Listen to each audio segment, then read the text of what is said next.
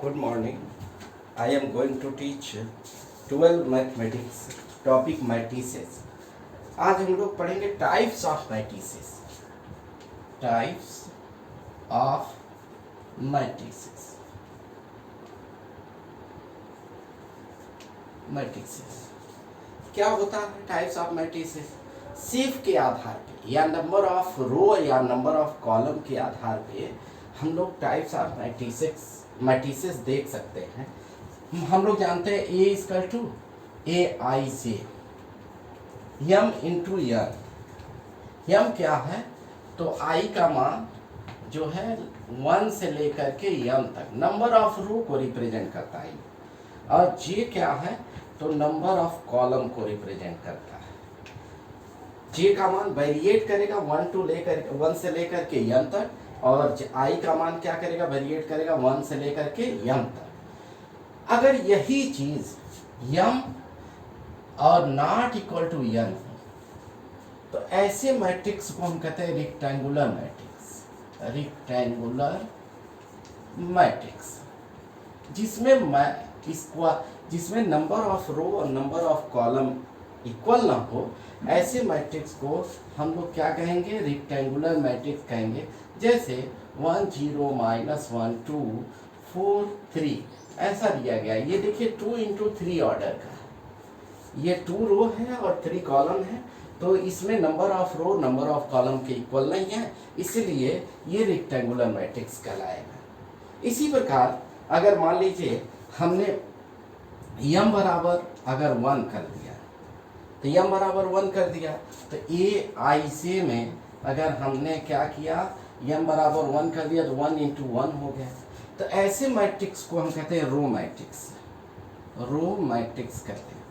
केवल एक अगर रो पाया जाए किसी मैट्रिक्स में तो उसको रो मैट्रिक्स कहते हैं. जैसे for example A equal to 1 2 1 2 3 ऐसा लिख दिया है, तो ये देखिए 1 इंटू 3 ऑर्डर का है. ये 1 इंटू 3 ऑर्डर का है, इसको रो मैट्रिक्स हम लोग कहेंगे. इसी प्रकार यम और यन के मान पे अगर मान लीजिए हम यन बराबर 1 कर दें, अगर हम लोग n बराबर 1 कर दें, इसमें n बराबर 1 कर दें, तो यही a इक्वल टू ए आई से अगर जो कम्पैक्ट फॉर्म में लिखा गया है वो क्या हो जाएगा? m इंटू 1 हो जाएगा. तो ऐसे मैट्रिक्स को हम लोग कहते हैं कॉलम मैट्रिक्स. कॉलम मैट्रिक्स इसमें क्या है कि एक ही कॉलम पाया जाएगा. जैसे फॉर एग्जांपल अगर a को ही हम x को लिखना चाहते हैं, मान लीजिए x है, तो क्या हो जाएगा? 1 2 3 हमने लिख लिया. ये 1 इंटू 3 क्या है? 3 इंटू 1 ऑर्डर का है. इसमें नंबर ऑफ कॉलम क्या है? 1 है, इसलिए इसको कॉलम मैट्रिक्स कहते हैं. जिसमें नंबर ऑफ रो 1 हो उनको रो मैट्रिक्स कहते हैं. जिसमें नंबर ऑफ कॉलम 1 हो उसको कॉलम मैट्रिक्स कहते हैं. अब आता है अगर मान लीजिए यम और यन का मान दोनों बराबर हो जाए, दोनों एक दूसरे के इक्वल हो जाए, तो ऐसे मैट्रिक्स को, बड़ा ही महत्वपूर्ण मैट्रिक्स है क्योंकि हम लोगों के सिलेबस में उसी को पढ़ना है, ऐसे मैट्रिक्स को कहते हैं स्क्वायर मैट्रिक्स. स्क्वायर मैट्रिक्स अगर ये जो मैट्रिक्स है, अगर यम ये matrix have number of row is also number of row are equal to number of column, अगर यम बराबर यन हो जाए तो ऐसे मैट्रिक्स को ए इक्वल टू ए आई से हमने लिख दिया यन इंटू यन ऑर्डर, तो ऐसा मैट्रिक्स स्क्वायर मैट्रिक्स कहलाता है. जैसे अपने यहाँ तो 3 ऑर्डर का ही है, अगर 1 ऑर्डर का हम लिखना चाहें तो ए 1 इंटू 1 ऑर्डर का है ये मैट्रिक्स. अगर बी हम लिखना चाहते हैं, 2 ऑर्डर का लिखना चाहते हैं, तो A 1 A B 1 B 1 B 2 B 2 ये क्या है? 2 इंटू 2 ऑर्डर का. इसी प्रकार अगर हमने सी लिख लिया, मान लीजिए सी है, सी आई जे लिखा गया है, सी आई जे, ये 3 इंटू 3 ऑर्डर का है, तो ये क्या कहलाएगा? 3 ऑर्डर का स्क्वायर मैट्रिक्स. अगर लिखना चाहें हम तो देखिए ऐसे लिख सकते हैं 1 0 4 -1 1 0 5 6 एंड 0 ऐसा लिख दिया. ये क्या है 3×3 ऑर्डर का स्क्वायर मैट्रिक्स है। तो स्क्वायर मैट्रिक्स में क्या है, number of row and number of column समान होते हैं। इसी स्क्वायर मैट्रिक्स के कारण जब देखिए अब स्क्वायर मैट्रिक्स के ही भागों को पढ़ने हैं, जितने मैट्रिक्स पढ़ेंगे तो वो ज़्यादातर स्क्वायर मैट्रिक्स ही पाया जाएगा। अगर कोई ऐसा मैट्रिक्स है स्क्वायर मैट्रिक्स, अब देखिए ये लिखे हैं स्क्वायर मैट्रिक्स, हम 3 ऑर्डर का स्क्वायर मैट्रिक्स लिख रहे हैं, A11 A12 A13 A21 A22 A23 and A31 A32 and A33 लिखा गया। तो ये देखिए 3×3 ऑर्डर का है स्क्वायर मैट्रिक्स, 3×3 ऑर्डर का है। तो ये क्या कहलाएगा, ये जो है प्रिंसिपल डायगोनल कहलाता है, ये प्रिंसिपल डायगोनल कहलाता है।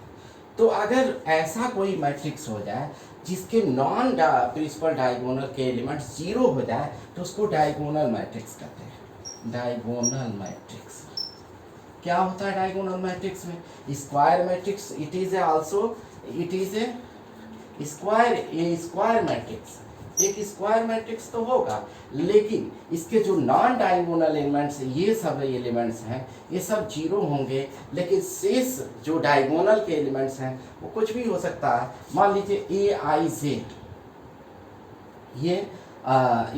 जे इक्वल टू 0 होगा जब आई नॉट इक्वल टू जे होगा।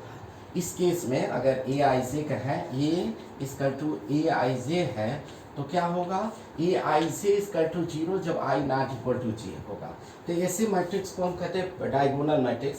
3 ऑर्डर का डायगोनल मैट्रिक्स की चर्चा करता हूँ। ए बराबर दिया गया है 1 0 0 0 2 0 एंड 0 0 3।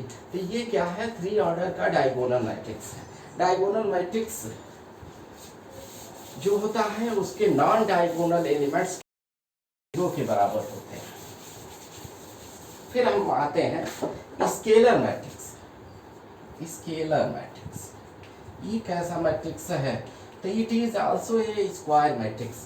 ये तो स्क्वायर मैट्रिक्स दोनों diagonal matrix and scalar matrix is also a square matrix. तो ए इक्वल टू ए आई जे अगर है और मान लीजिए n इंटू n ऑर्डर का है ये, तो यहाँ क्या होना चाहिए, तो ए आई जे इक्वल टू के बराबर होना चाहिए जब i इक्वल टू जे हो, के बराबर कोई कांस्टेंट के बराबर होना चाहिए, और ए आई जे का मान 0 के बराबर होना चाहिए जब i नॉट इक्वल टू जे हो। ऐसे मैट्रिक्स को हम स्केलर मैट्रिक्स कहते हैं। फॉर एग्जांपल अगर हम कहना चाहें तो ए बराबर दिया गया है 4 0 0 4, ये 2 ऑर्डर का स्क्वायर 2 ऑर्डर का स्केलर मैट्रिक्स है। यहाँ पे देखिए डायगोनल एलिमेंट समान है, के है ये कांस्टेंट है, के बराबर 4 यहाँ दिया गया।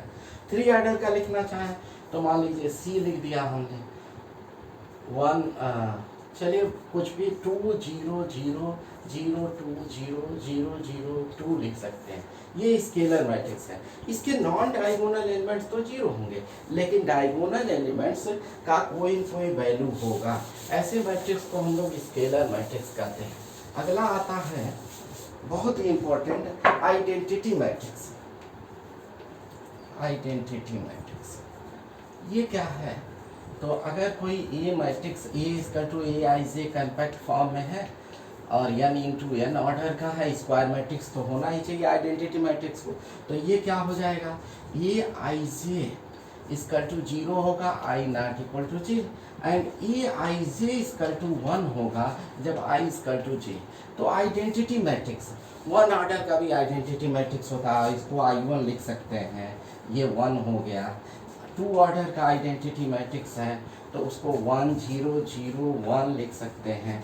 3 ऑर्डर का आइडेंटिटी मैट्रिक्स है तो उसको लिख सकते हैं 1 0 0 0 1 0 0 0 1। ये आपका आइडेंटिटी मैट्रिक्स होता है। ऐसे मैट्रिक्स ये सभी डायगोनल मैट्रिक्स होते हैं। Diagonal matrix is not a, कोई संभव नहीं कि डायगोनल मैट्रिक्स इसके आइडेंटिटी मैट्रिक्स ही हो, लेकिन आइडेंटिटी मैट्रिक्स डायगोनल मैट्रिक्स होगा। इसी प्रकार scalar matrix is also a diagonal matrix, ठीक है ना। तो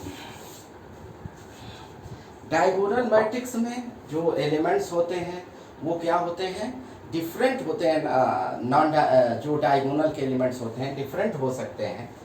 identity matrix is also a diagonal matrix and scalar matrix is also a diagonal matrix. फिर आता है एक विषय और भी है कि जीरो मैट्रिक्स। जीरो मैट्रिक्स को हम ऐसे कैपिटल ओ से डिनोट करते हैं। इसका कोई स्क्वायर मैट्रिक्स होने की आवश्यकता नहीं है। जीरो मैट्रिक्स ये किसी भी ऑर्डर का हो सकता है।